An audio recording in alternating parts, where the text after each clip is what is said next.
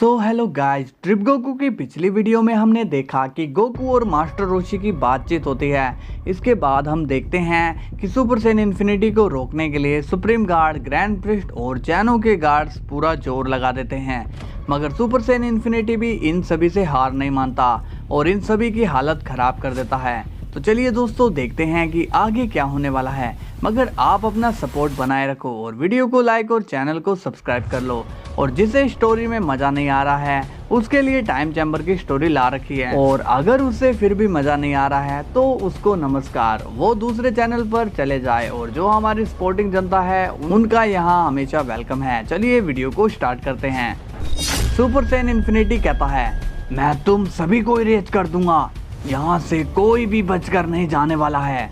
Supreme guard कहता है, erase तो तुम तब करोगे ना जब जिंदा बचोगे। तभी सुप्रीम गार्ड अपनी रेज में आ जाता है और सुप्रीम गार्ड अपनी पावर को और ज्यादा बढ़ा लेता है। सुपर सैयन इन्फिनिटी कहता है, अच्छा तो तुम ट्रांसफॉर्म भी होते हो। सुप्रीम गार्ड कहता है, तुम्हें क्या लगा कि सिर्फ तुम ही ट्रांसफॉर्म हो सकते हो? सुपर सैयन इन्फिनिटी कहता है, तुम्हारी पावर्स तो बढ़ गई है, मगर क्या तुम्हें लगता है कि तुम मुझे हरा पाओगे? तभी सुप्रीम गार्ड रेज में आता है और सुपर सैयन इन्फिनिटी पर पंचिस करता है, जिससे सुपर सैयन इन्फिनिटी जख्मी हो जाता है। इनके बीच बहुत तेजी से लड़ाई हो जाती है।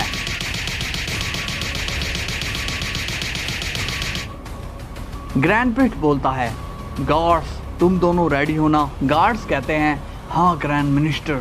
Supreme guard super Saiyan infinity पर बहुत ही तेजी से वार करता है, जिससे सुपर सैयन इन्फिनिटी को बहुत डैमेज पड़ता है। गार्ड्स कहते हैं, मुझे तो लगता है सुप्रीम गार्ड ही इसे संभाल लेंगे। तभी ग्रैंड प्रिस्ट बोलता है, नहीं, हमें अपने प्लान के हिसाब से चलना है, तुम दोनों रेडी रहो, मुझे कोई भी गड़बड़ नहीं चाहिए। तभी super Saiyan infinity supreme guard के एक जोरदार पंच करता है, जिससे सुप्रीम गार्ड को भी दर्द होता है। गार्ड्स कहते हैं, ग्रैंड मिनिस्टर सही बोल रहे थे, इस मॉन्स्टर ने जैनो सामा की पावर्स लेकर खुद को और भी ज्यादा पावरफुल बना लिया है। सुपर सैयन इन्फिनिटी कहता है, क्या हुआ, तुम्हारे चमचे नहीं आ रहे हैं मुझे रोकने के लिए? सुप्रीम गार्ड कहता है, चमचा तो मैं तुझे बनाकर रखूंगा, जब तू मेरी कैद में होगा तो मैं खुद तुझे तड़पता देखूंगा। ये सुनकर सुपर सैयन इन्फिनिटी बहुत ही गुस्सा होता है और कहता है, मैं तुम्हें इरेज कर दूंगा। तभी ग्रैंड प्रिस्ट एक ऐसी एनर्जी क्रिएट करता है जो एनर्जी को एब्जॉर्ब करती है। सुप्रीम गार्ड कहता है, तुम्हारे पास तुम्हारा है क्या?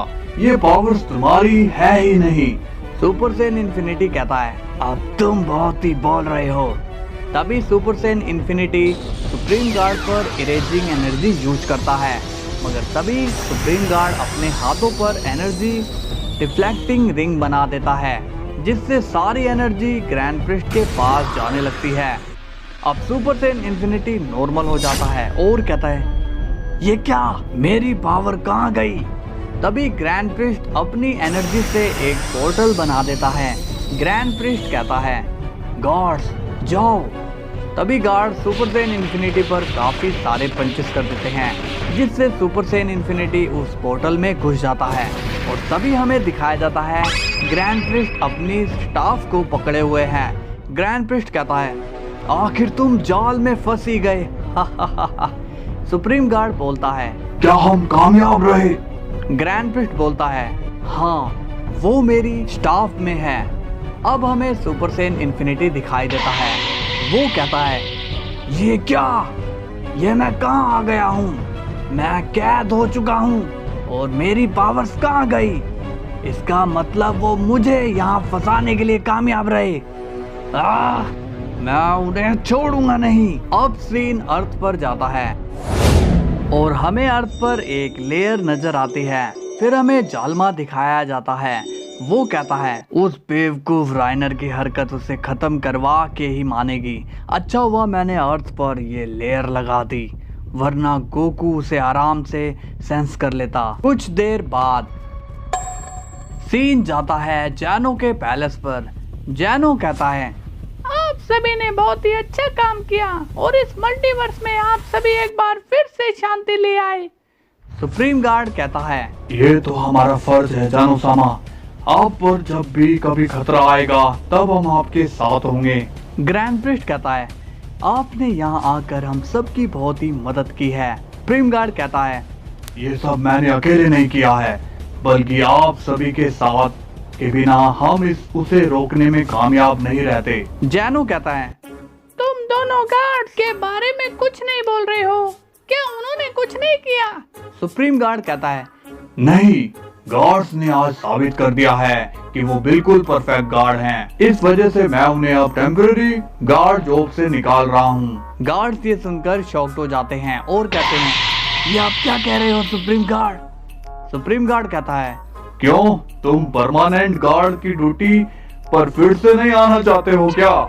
गार्ड्स कहते हैं, ओ ऐसी बात है, हम तो कुछ और ही समझ रहे थे। सुप्रीम गार्ड कहता है, तो अब शायद मुझे चलना चाहिए।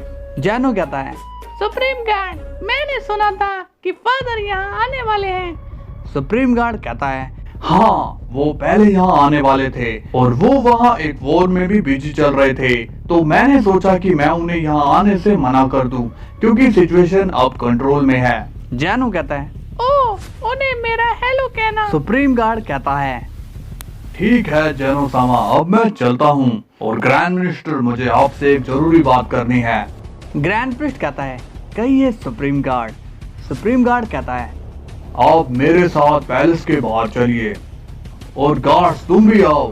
अब वो सभी जैनो के पैलेस से बाहर आते हैं। ग्रैंड प्रिस्ट कहता है, कहिए सुप्रीम गार्ड। सुप्रीम गार्ड कहता है, हमने अभी खतरे को तो पूरी तरह से रोक लिया है, मगर सिचुएशन अभी हमारे कंट्रोल में पूरी तरह से नहीं है। ग्रैंड प्रिस्ट कहता है, अब क्या हुआ? सुप्रीम गार्ड कहता है, अभी एक शख्स और बाकी है जो अपने बिल से बाहर नहीं आ रहा है। ग्रैंड प्रिस्ट पूछता है, मगर वो कौन हो सकता है? सुप्रीम गार्ड बोलता है, जब मैंने इस सेन को कैद किया था तब ये किसी से मदद मांग रहा था, मगर वो शख्स बहुत ही समझदार था, इसलिए वो यहाँ आया ही नहीं। गार्ड्स बोलते हैं, सुप्रीम गार्ड, क्या आप उस हरे रंग के शख्स की बात कर रहे हैं जिसे आपने पकड़ा था? सुप्रीम गार्ड कहता है, हाँ, और वो पक्का इसे छुड़वाने की कोशिश करेगा, तो तुम्हें अब इसकी कड़ी निगरानी करनी पड़ेगी। ग्रैंड प्रिस्ट बोलता है, आप चिंता मत करिए, मैं इसे कहीं नहीं जाने दूंगा। सुप्रीम गार्ड कहता है, ठीक है, तो मैं चलता हूँ। अब सुप्रीम गार्ड वहां से चले जाता है। ग्रैंड प्रिस्ट कहता है, गार्ड्स तुम दोनों जैनो के पास जाओ। अब गार्ड्स भी वहां चले जाते हैं। अब सीन जाता है गोकू पर। गोकू कहता है, मैं तो यहाँ इतनी जल्दी बोर हो गया हूँ। मास्टर रोशी ने शायद सही कहा था कि मैं फाइट के ही लिए बना हूँ, इस खेती बाड़ी के लिए नहीं। मगर क्या करूँ, मेरा घर इसी से चलता है। अगर मुझे इस काम से बचना है तो मेरे पास बहुत सारे पैसे होने चाहिए, और पैसे तो बैंक में होंगे। क्यों ना मैं एक बैंक लूट लूं। मगर ऐसा करना तो बहुत बड़ा जुर्म होगा, और वैसे भी मुझे तो ये भी नहीं पता बैंक से कितने पैसे लेने चाहिए। लेकिन मैं ये सब क्यों सोच रहा हूँ, मुझे तो फाइटिंग में अचीवमेंट चाहिए। अब सीन वेजिटा पर जाता है और वो फिर से ट्रेनिंग में लगा हुआ है।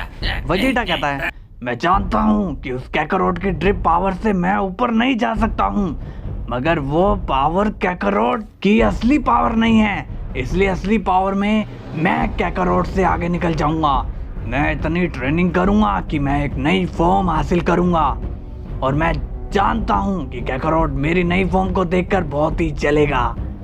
अब सीन जालमा पर जाता है। वो कहता है, अब मुझे क्या करना चाहिए, मैं उस राइनर को कैसे बचाऊं? तभी हमें दिखता है सुपर सेन 20,000। अब वो फिर से बाहर आ चुका है और इस बात का जालमा को बिल्कुल भी नहीं पता होता। 20,000 कहता है, जब तक मैं उस राइनर को ढूंढ नहीं लेता मुझे छुप कर रहना होगा, और इस बार मैं कैद नहीं होने वाला हूँ। तभी सुपर सेन 20,000 एक छोटी सी गोली में बदल जाता है। सुपर सेन 20,000 कहता है, अब मैं तुम्हें आसानी से ढूंढ लूंगा राइनर।